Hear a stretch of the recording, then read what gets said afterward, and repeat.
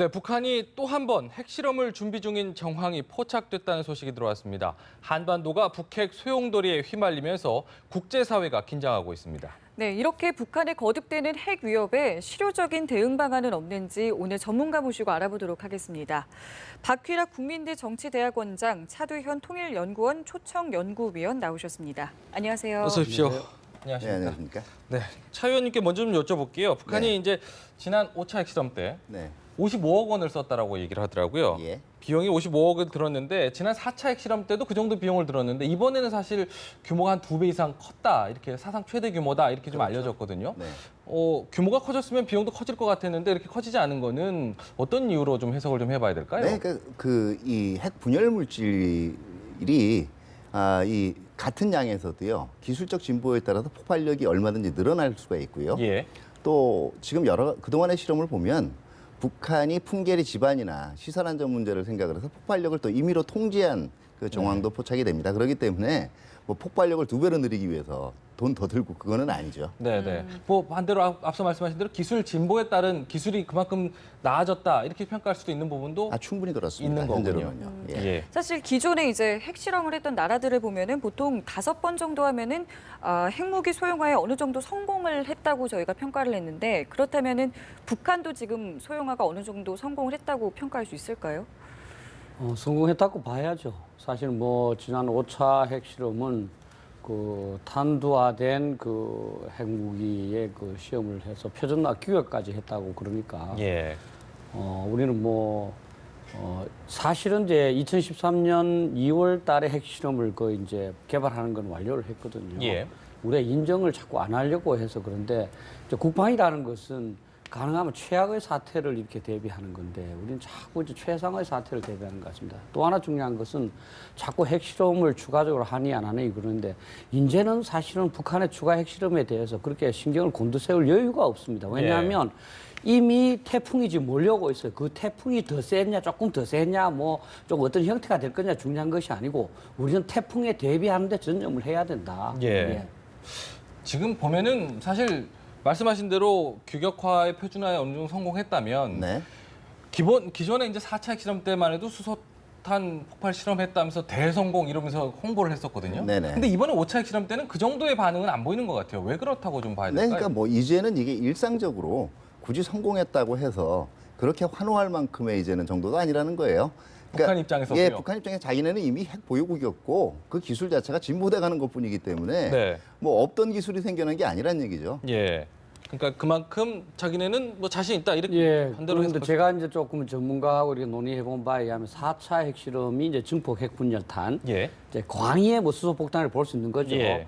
그런데 그게 사실은 조금 예상보다 성능이 좀 미흡했던 것 같아요. 이번에요? 성공이라고 그랬지만 네. 지난 4차 때요? 1월 6일 날. 네네. 근데 이번에는 이제 완전히 성공을 한 거죠. 네. 근데 굳이 이제 4차 때 이미 성공이라고 조금 과장되게 얘기했으니까 지금은 더 말할 필요가 없는 것이고. 예. 그래서 우리 국민들께서 자꾸 6차, 7차 이렇게 이제 말씀을 하면서 예. 북한을 추가적으로 더 실험해야 되는 것으로 생각하는데 그렇지 않습니다. 이미 핵 개발은 완료됐고 예. 추가로 또 뭐 실험을 할 수도 있겠지만 앞으로 남은 것은 예. 수소폭탄 실험, 진정한 수소폭탄.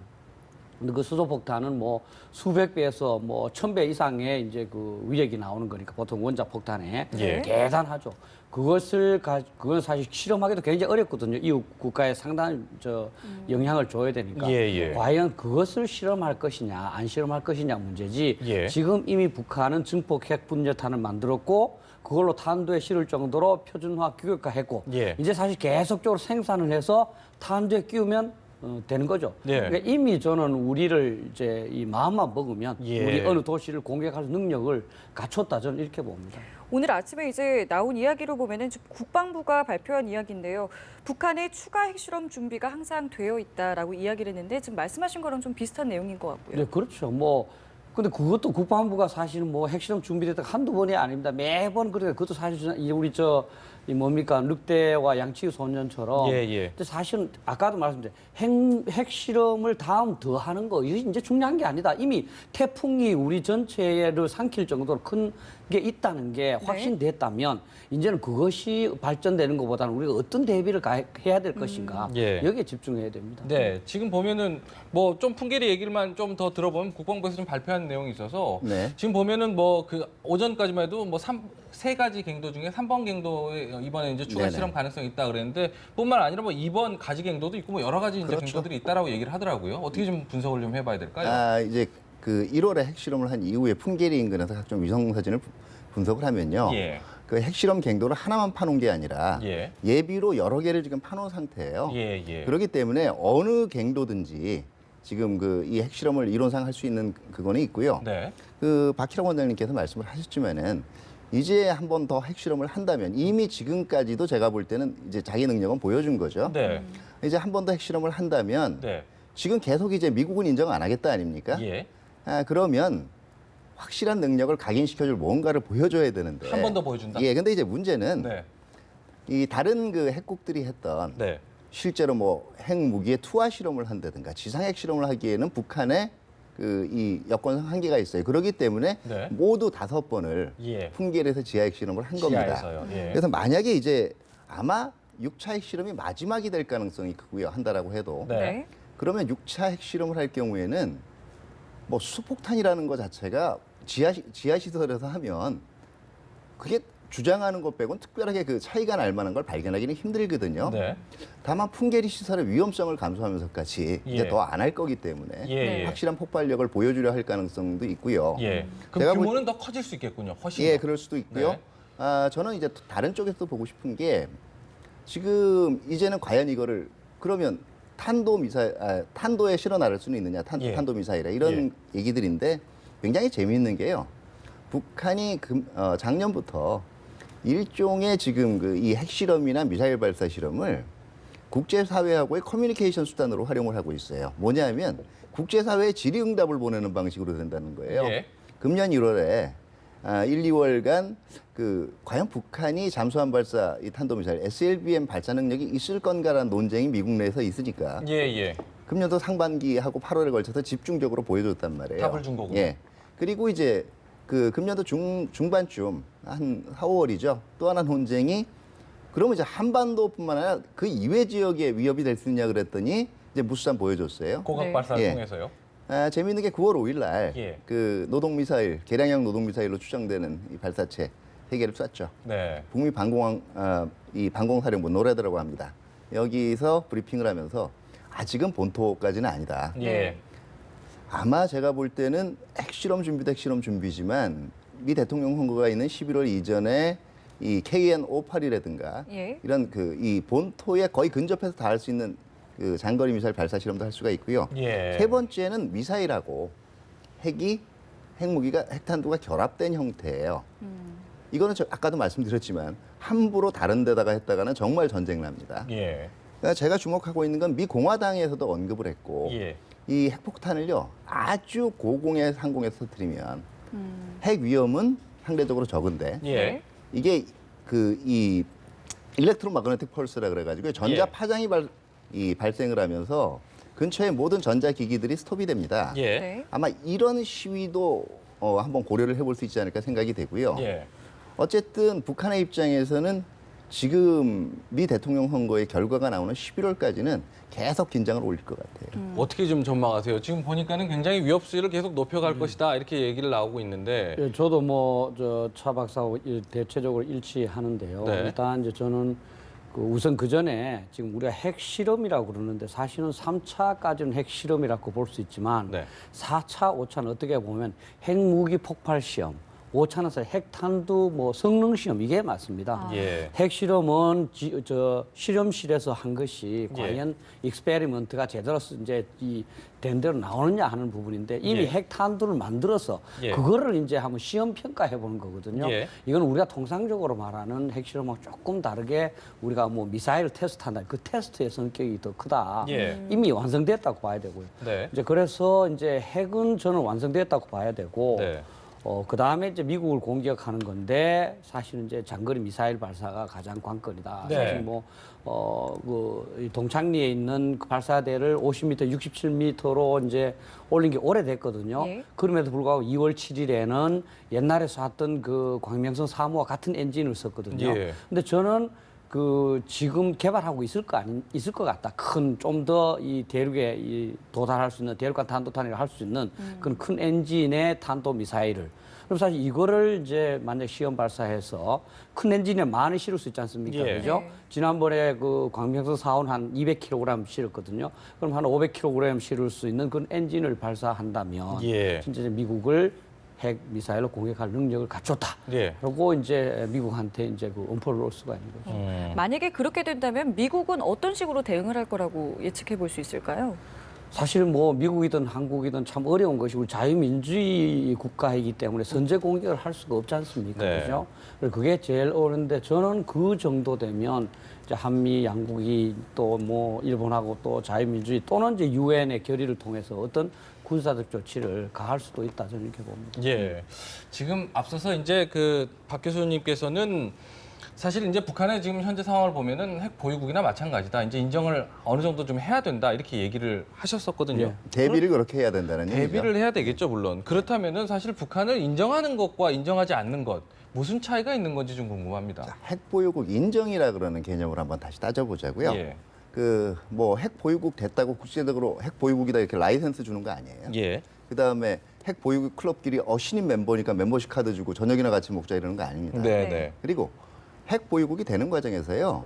어떤 국가도 나는 오늘부로 그동안의 기술력으로 어떤 국가를 핵 보유국으로 인정하노라라고 얘기하는 게 아닙니다. 네.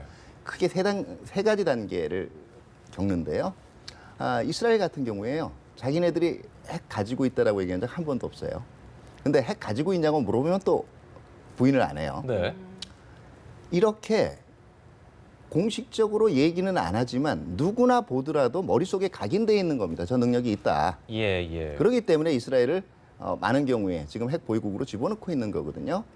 이게 첫 번째 단계고요. 네. 그러니까 이거는 뭐 아무리 주변국이나 기존 핵 보유국들이 우리는 인정 못해 그래도 예. 세계적으로 각인돼 있는 인상이에요. 예. 두 번째는 소극적 그 인정입니다. 어떤 거냐면 핵을 개발함으로 인해서 기존에 받았던 제재에 실질적으로 많은 국가들이 동참을 안 하거나 이 사실상 완화시켜주는 때 이걸 소극적 이제 묵인이라고 볼 수가 있고요. 예. 세 번째는 그 단계를 넘어서 기존 국가들이 적극적으로 화해 제스처를 보이는 거예요. 미국하고 인도가 대표적인 경우인데요. 네. 원자력 협정 얘기도 나오고 네, 네.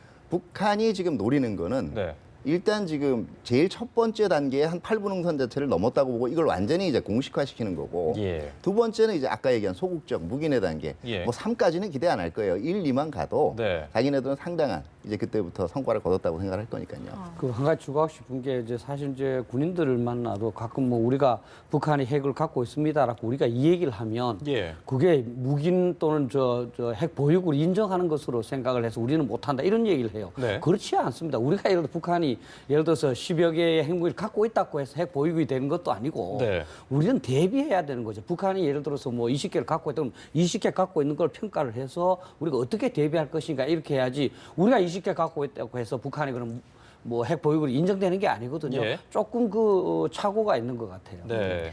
자, 일단 오늘 박근혜 대통령과 여야 3당 대표가 만나서 이제 북핵 문제에 대해서 논의를 하게 되는데요. 일단은 사드 배치를 두고 이견이 있는 가운데 어떤 이야기들이 나올 수 있을지 주목이 되는데 어떻게 좀 예측해 볼 수 있을까요? 저는 사실 뭐 제가 페이스북에도 참 상당히 슬픈 그런 이야기도 좀 쓰고 그렇게 했는데 저는 사실 이제 우리나라가 능동적으로 할 수 있는 건 없다. 수동적으로 이제 북한이든 또는 미국이든 중국이든 주변국이 어떻게 하느냐에 따라서 따라가는 거 아닌가. 예. 그만큼 우리가 지금 문제가 많은데 그중에 가장 문제가 안보에 지금 여야가 지금 의견이 다르다는 거죠. 사실은 전 세계 어디도 안보 위협이 있는데 그 안보 위협에 대한 실체를 두고 이렇게 분열되어 있는 경우가 없었어요. 네. 이건 진짜 안 됩니다. 그래서 지금 그 어떻게 나오느냐가 중요한 것이 아니고 여야 전부 다가 북핵으로부터 우리 국민들을 어떻게 보호할 거냐 이걸 네. 머리를 싸매고 얘기했는데 그리고 많은 사람들이 자기 의견이 맞다고 그러는데 북핵을 어떻게 한 가지 방법으로 해결하겠습니까? 다양한 의견을 이 종합을 해서 그 다양한 방책을 써야 되는 거고 각 방책마다 제가 우리 약을 쓰는 곳에 각 방책마다 부작용이 있습니다. 결국은 부작용 없는 대책은 없어요. 그럼 우리가 사실 뭐 처칠 2차 세계대전에 얘기했듯이 피와 땀과 눈물을 받아들일 각오를 하고 하나하나 대응실 강구해 나가야 되거든요. 저는 오늘의 기회를 통해서 진짜 뭐 좌와 우, 진보와 보수는 경제정책, 사회정책에 있어서 차이가 있는 거지 네. 안보정책에 차이가 있어서는 안 됩니다. 전 정말 참 이번 그 야당 대표들께서 이 대통령도 그랬지 않습니까? 자기 작은 어깨에 5천만의 안위가 달려있다. 사실 정치인들의 그 어깨에 우리 안위가 달려있지 않습니까? 그죠? 그런데 단합하지 않고 조금의 이견이 있다고 해서 그걸 자꾸 이게 삭퇴시키면 진짜 저는 어려운 상황이 된다고 생각합니다. 네. 자, 그런데요. 청와대에서 네. 이례적으로 군사적 노력이라는 것을 언급을 했는데 어떻게 들으셨어요? 네, 제가 보기엔 이건 뭐 미리 사전에 북한을 지금 어떻게 하겠다는 얘기보다는 북한 핵 위협에 대해서 억제 대응할 수 있는 체제를 강화시키겠다라는 의미로 봐야 됩니다. 네. 왜냐하면은 뭐 우리 같은 경우에 뭐 헌법상 군사적으로 남을 먼저 선제적으로 침략하는 것 자체가 불가능하게 돼 있기 때문에요. 예. 뭐 아주 절박하고 현실적으로 적의 공격 징후가 분명하게 드러날 때는 프리엠티브 스트라이크하고 해서 사전 선제 긴급 타격인데요. 네. 여기까지는 가능하겠지만 먼저 이게 지금 이 정도 이미 개발이 됐기 때문에 먼저 때려 이 개념은 아니라는 얘기고요. 예. 제가 보기에는 북한이 실질적으로 이 핵을 사용할 수 없게 우리도 확실하게 그 핵을 만약에 사용할 경우에 북한도 파멸이라는 메시지를 줄 수 있는 수단을 확보를 하겠다라는 건데요. 네. 다만 제가 한마디 말씀을 드리고 싶으면 예. 드리고 싶은 건 이게 실질적으로 가능할 수가 있다라는 생각을 북한한테 각인시켜줘야 돼요. 예. 그건 무슨 얘기냐면 너 매번 그 그냥 나쁜 그거에 짓 하면 너 네. 혼나 이런 얘기뿐만 아니라 실질적으로 회초리를 손에 들고 있어야 되거든요. 네네. 그렇다면 지금 제가 보기에는 그 이 미국의 증원 잔탄이 오는 문제도 있지만 한미 차원에서요. 정말 대북 그 이 핵 보복이나 선제 타격을 가할 수 있는 자산들을 그냥 이렇게 띄엄띄엄 계기 때마다 오는 게 아니라 한반도 근해에 상시 배치시키겠다라는 이런 약속 자체도 예. 협의도 시작돼야 될 거거든요. 예. 제가 볼 때는 조금 너무 기존 대응에서 크게 폭은 안 벗어나는 것 같아요. 네, 군사적 네. 대응이라는 얘기를 했지만요. 어떻게 보세요? 회초리를 좀 직접적으로 좀 보여주려면 모든 전력을 좀 다 동원해서 이런 식의 도발을 해오면 대응하겠다라는 걸 보여줘야 된다 이런 말씀이신데요. 예, 뭐 그것도 하나의 뭐 방법입니다. 저는 이제 뭐 우리가 어떻게 해야 될 거냐 이런 부분에서 물으신다면 저는 조금 이제 제가 어제 저녁에 좀 생각을 했는데 저는 사실은 뭐 직접적이진 아니지만 네. 저는 인적 쇄신부터 필요하다고 생각합니다. 인적 쇄신이요. 예. 지금까지 제가 조금 뭐 위험한 발언일지 모르지만 지금까지 어쨌든 간에 우리는 북한 핵무기가 어떻게 개발되고 있는지 정보를 충분히 수집하지 못했고 네. 대응력도 미흡합니다. 그렇다면 누군가가 이 반성을 해야 되지 않습니까? 그럼 지금까지 쭉 해왔던 방식으로는 안 된다는 게 대부분 국민 공감대 아니겠습니까? 그러면 사람을 좀 바꿔야 안 되겠습니까? 지금까지 사실은 핵이라는 위협이 따로 있는데 계속 재래식 전력으로 해왔거든요. 예. 그건 안 된다. 그래서 예. 사람부터 좀 쇄신을 하고 좀 이제 핵 전문가 좀 아예 보강을 해서 핵 대비 위주로 전환해야 된다는 것이고 네. 저는 가장 실질적인 조치가 저는 조직 개편이라고 생각해요. 네. 우리 어떤 일을 할 때 청와대도 제가 그래서 많이 얘기했습니다만 현재 국가안보실을 북핵 대응실로 바꾸자. 예. 그다음에 국방부에도 뭐 핵 대응 본부나 그다음에 핵 대응국도 만들고 그다음 전략사령부도 만들고 합동방공사령부도 만들고 이런 조직을 만들어서 그 조직한테 너 우리 국민들 좀 보호할 수 있는 방식을 내라. 그러면 그다음에 계획을 발전시켜라. 무기 장비를 뭐 이거 사달라고 그래라. 저는 이렇게 해야 된다는 거예요. 예. 그렇게 하지 않고 계속적으로 레토릭만 하는 것은 시간 지나면 또 흐릿해지지 않겠습니까? 그죠? 박 교수님께서 이제 계속 많은 생각을 하시다 보니까 이런 아주 차제의 모든 것을 좀 한번 네. 싹 뒤집어서 바꿔볼 수 있는 아이디어까지 생각을 하신 것 같은데 네. 지금 보면은 뭐 어쨌든 간에 지금까지 국방부에서 내놓은 어떤 내용들을 위주로 우리가 지금 따져봐야 될 것 아니겠습니까? 네. 지금 군에서는 일단 북한의 핵실험 도발을 억제하는 방법으로 한국형 대량 응징 보복이라는 것을 지금 제시를 했는데 네.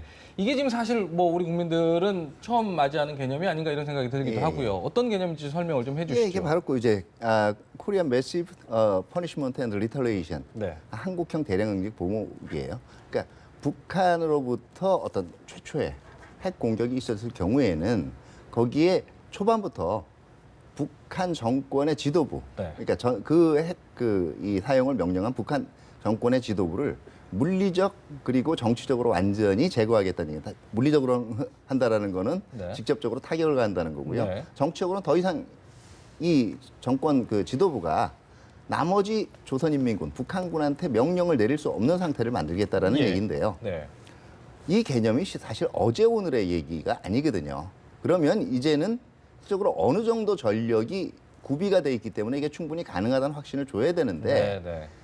대부분 지금까지는 지금 말로 이제부터라도 좀 차곡차곡 좀 체제 갖춰왔으면 좋겠어요. 말씀하신 대로 말로만 보여줄 게 아니라 회초리를 하나 지금 보여줘야 된다. 아까 그 네네. 말씀은 같은 개념인 것 같아요. 그 부분에 대해서 설명이 좀 필요합니다. 네. 사실 이제 뭐 국방부도 그런 개념을 알고 있을 겁니다만 실제 이제 핵 억제 기본 개념은 너가 만약에 공격을 하면 네.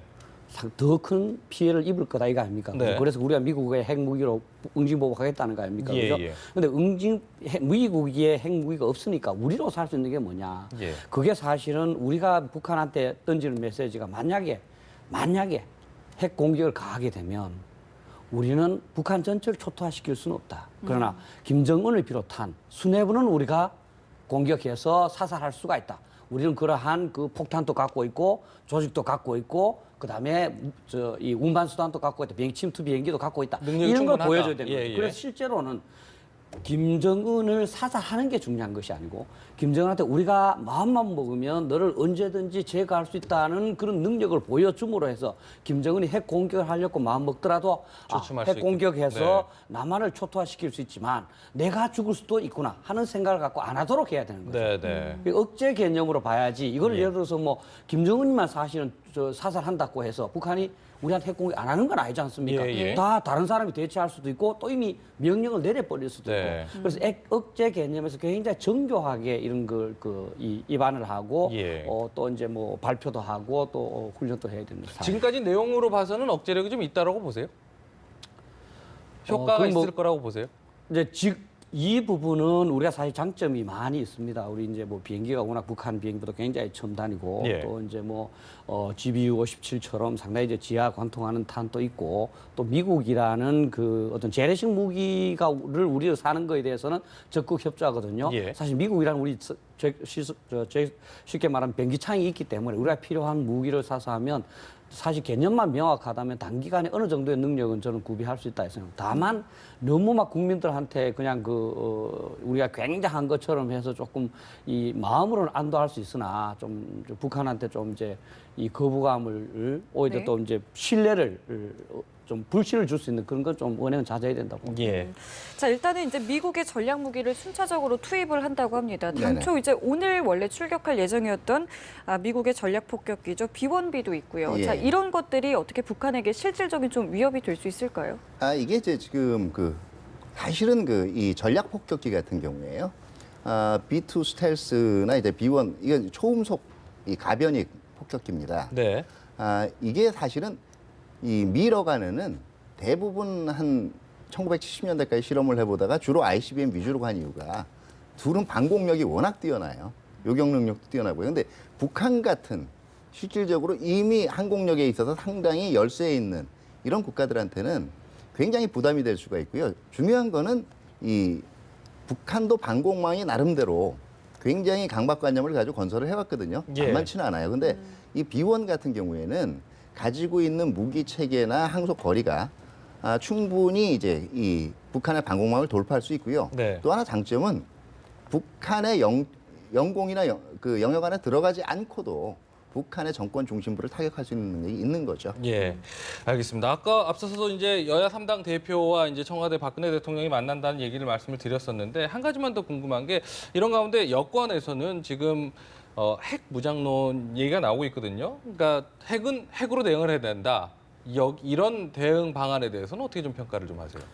뭐 충분히 이해할 수 있는 부분입니다. 저도 뭐 그런 생각까지도 했었고 그러나 저는 사실은 우리 핵무기를 만드는 거는 현실적으로 굉장히 어려움이 많다. 네. 따라서 저는 지금까지는 이제 전술핵 재배치를 제가 사실 지지 안 했어요. 사실은 우리가 핵을 갖다 놓으면 그게 핵 전장이 될 우려가 많지 않습니까? 예. 그죠? 그러나 현재 상황에서는 저는 바꾸었습니다. 이게 미국한테 전술적 무기를 갖다 놓으라 해야 되겠다. 실제 지금 제가 이제 조사해 보니까 유럽에는 지금 5개 국가에 뭐 독일 뭐 이런 국가에 보니까 180발이 있어요. 전술핵 무기가. 예. 옛날에 뭐 몇만 발이 있었습니다. 다 철수하고 180발 있고 그거를 미국이 좀 더 이제 연장할 수 있도록 돈을 들여서 그걸 좀 좀 뭐라 계량을 하고 있어요. 근데 네. 우리는 말하면 좀 술이죠, 그죠? 술에서 계속 쓰고 있거든요. 그렇다면 유럽이 핵 전쟁의 가능성이 높은가, 한국이 핵 전쟁의 가능성이 높은가 이렇게 봤을 때 한국이 굉장히 높지 않습니까, 예. 그죠? 그래서 좀 갖다 놓을 필요가 있다. 실제 어떤 사람들은 뭐 잠수함이나 비행기에 있으면 됐지, 뭐 굳이 갖다 놓겠느냐, 뭐 사실 그런 말도 틀린 건 아닙니다. 그러나 우리 한반도에 핵 무기가 실제 있을 때 하고 잠수함이나 뭐 폭격이 있을 때하고 조금 다른 거죠. 또 한 가지는 저는 사실 최소한도로 이거는 돼야 된다. 핵 정책에서 가장 중요한 게 NCND라고 핵 무기가 있는지 없는지 모르는 거거든요. 지금은 예. 우리 한국에 핵 무기가 없다고 전부 얘기를 합니다. 근데 사실은 이제는 그 미국이 갖다 놓을지 안 갖다 놓을지 모르지만 정책은 바꾸어서 예. 핵무기가 있을 수도 있고 없을 수도 있다. 예. 이 정책까지는 가야 된다. 알겠습니다. 예. 제가 첨언을 드리자면요. 예. 아마 전술핵 재배치 같은 경우에 이거를 이 문제는 한반도에도 없고 근거리에 있는 아시아 태평양 지역 어디에도 없다는 거예요. 이거는 1차적으로 당장 한반도에 들여놓은 게 불가능하다면 네, 네. 빠른 시간 안에 응징 보복이 가능하도록 아시아 태평양 지역에 먼저 전개하는 방안을 먼저 협의하는 게 좋을 것 같고요. 예, 뭐 격앙된 심정하고 답답한 심정은 충분히 이해를 합니다만 네. 저는 세 가지 면에서 그 자체 핵무장론의 문제점을 얘기를 하고 싶어요. 첫 번째 시점이에요. 네. 마치 이제 일부에서는 우리가 바짝 노력을 하면 2, 3년만 바짝 당기면 우리도 핵폭발 실험할 수 있다는데 그걸로 끝나는 게 아니거든요. 북한이 최초 핵 실험하고요. 예. 자기네들 말로 핵탄두 폭발 실험하는데 10년이 걸렸어요. 예. 그럼 우리가 지금 시작해도 항상 5, 6년은 북한의 능력이 뒤처지는 시점에 문제가 있고요. 예.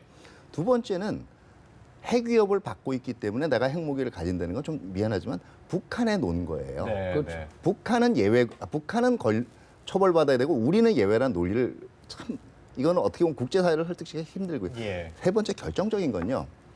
미국이 우리한테 확장 억제 공약을 제공을 하고 있잖아요. 예, 예. 자체 핵 보유는요. 이건 못 믿겠다는 얘기예요. 근본적으로. 미국이 자기 몸만 살리고 핵무기를 쓰지 않을 수 있으니까 우리가 자체적으로 이러면 하겠다. 사실 동맹하지 말아야 돼요. 그렇군요.